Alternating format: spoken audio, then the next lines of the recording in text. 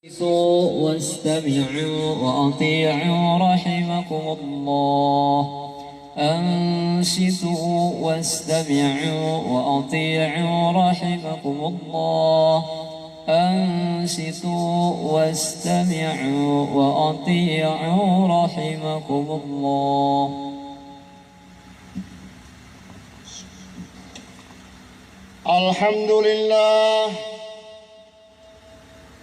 الحمد لله الذي يرحم الرحماء من عباده. أشهد أن لا إله إلا الله وحده لا شريك له، الذي أمرنا بتوحيده. وأشهد أن سيدنا ونبينا ومولانا محمدا عبده ورسوله، الذي أمرنا أن نتبع جميع سنته. اللهم صل وسلم وبارك وكرم وشرف وعظم على سيدنا محمد وعلى آله وصحبه ومن تبع هداه إلى يوم اللقاء. أما بعد، فيا أيها الناس، أوصيكم ونفسي بتقوى الله، فقد فاز المتقون.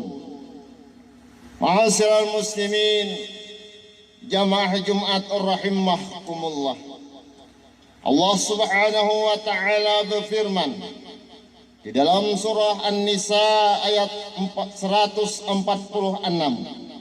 yang berbunyi, illal ladzina tabu wa aslahu wa i'tasimu bihablillah wa akhlasu dinahum lillah faulaika ma'al mu'minin wa sawfa yu'tillahul mu'minina ajran 'azima, yang artinya wallahu a'lam,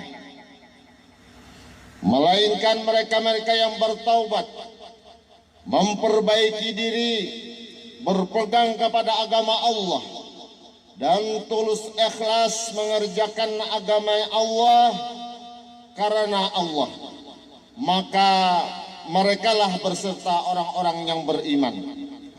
Dan kelak Allah akan memberikan kepada orang-orang beriman pahala yang besar. Untuk sekedar kita menghayati firman Allah ini, perkenankanlah kami menyampaikan khutbah kali ini dengan sebuah judul, Ikhlas Kesempurnaan Amal Ibadah. Kaum muslimin jamaah Jumat rahimakumullah, ikhlas itu adalah roh atau jiwanya suatu amal. Setiap muslim yang beramal tanpa keikhlasan adalah laksana jasmani tanpa rohani, atau badan tanpa roh.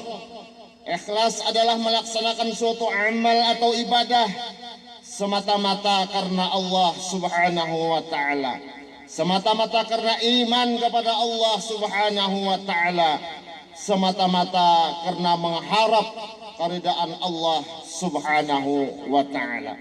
Karena ikhlas itu bisa diukur tinggi dan rendahnya. Ikhlas yang paling tinggi ialah apabila ia dapat melaksanakan amal ibadah tanpa ada orang yang melihatnya, sama dengan melaksanakan di hadapan manusia. Dan serendah-rendah ikhlas ialah manakala ia melaksanakan amal ibadah di belakang manusia, berbeda dengan di hadapan manusia. Dalam kita menjalani hidup dan kehidupan ini, baik sebagai manusia pribadi ataupun sebagai makhluk bermasyarakat, kita dihadapkan dengan bermacam-macam cobaan, godaan likulku hidup, jalan yang akan membawa kita kepada kemurkaan Allah Subhanahu wa taala. Malah lebih terbentang luas dengan serba hal yang menggairahkan, mengasyikkan, sedangkan jalan untuk keridaan Allah penuh rintangan dan halangan. Hampir-hampir tidak kuasa kita melaluinya, kecuali dengan kekuatan iman dan Islam. Rasulullah sallallahu alaihi wasallam bersabda, "Hujibatin nar bis syahawat wa hujibatil jannah bil makarih." Dihiasi dinding neraka itu dengan syahwat-syahwat atau keinginan-keinginan yang menggoda.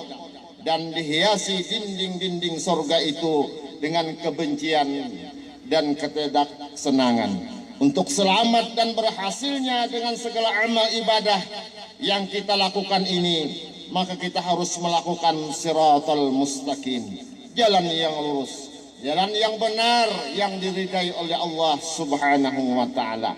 Maka kita harus menjiwai amal ibadah itu dengan ikhlas dan keikhlasan.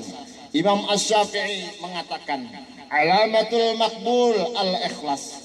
Alamat atau tanda-tanda diterimanya amal itu oleh Allah Subhanahu wa taala, yaitu bila ia dikerjakan atas dasar keikhlasan.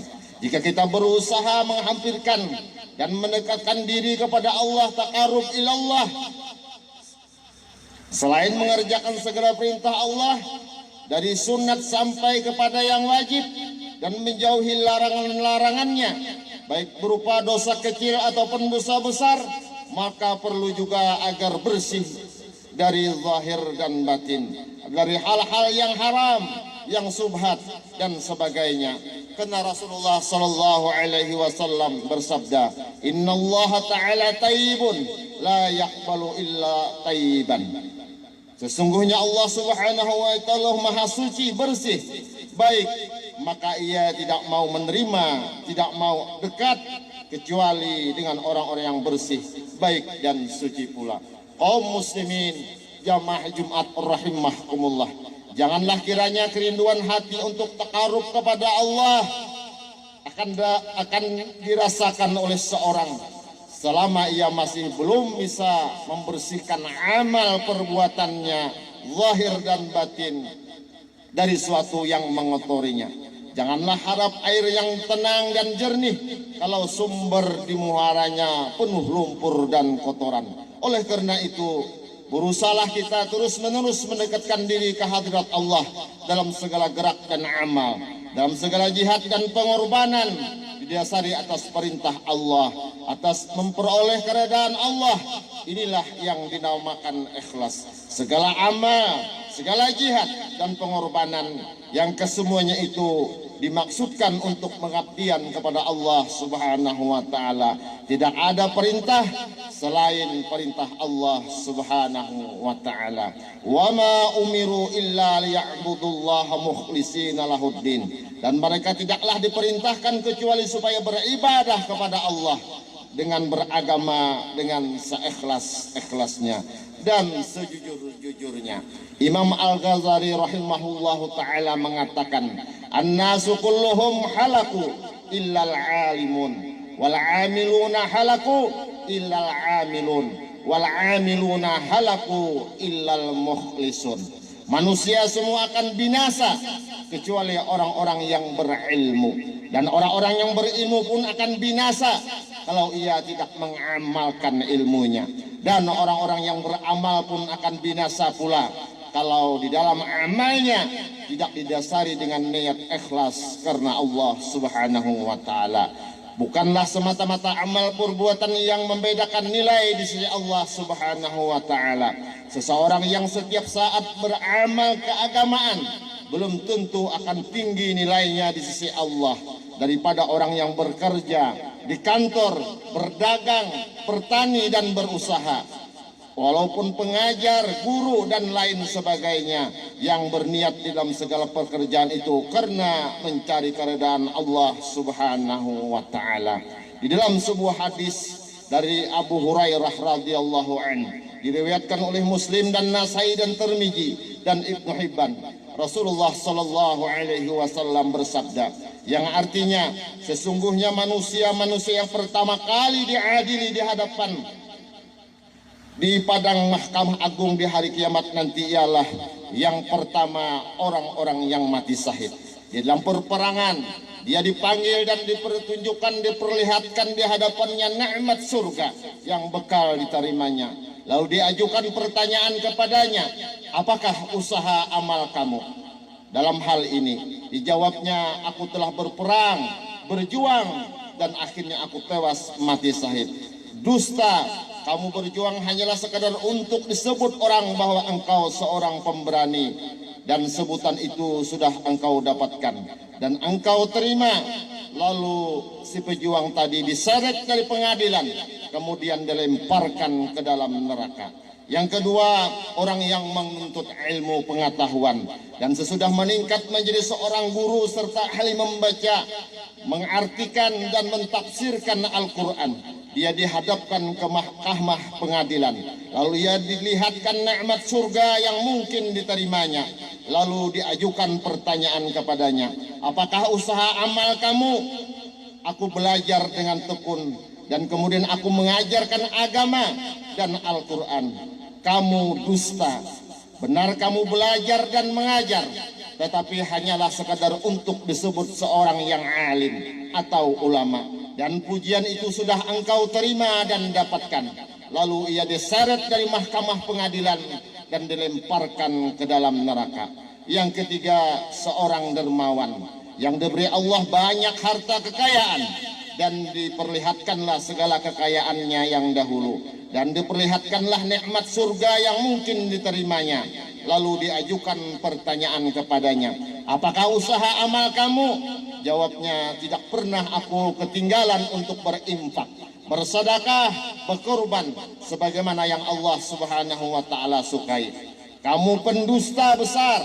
Memang benar kamu seorang membantu dengan hartamu, dengan harta bendamu, tetapi kamu berbuat demikian hanyalah dengan niat untuk disebut orang, seorang pemurah, seorang dermawan.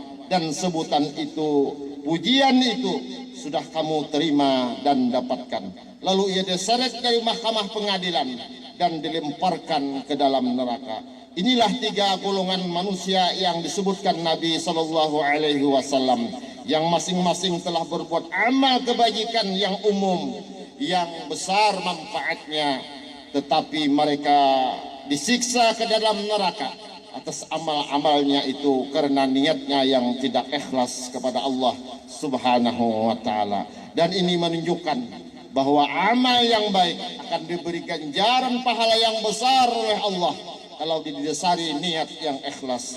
Tetapi amal itu juga akan menjadi jelek dan buruk dan disiksa oleh Allah kalau niatnya tidak benar dan tidak ikhlas karena Allah Ta'ala. Mudah-mudahan Allah Subhanahu wa taala memberikan taufik dan hidayah serta inayahnya kepada kita sehingga kita dapat beramal ibadah yang ikhlas lillahi taala.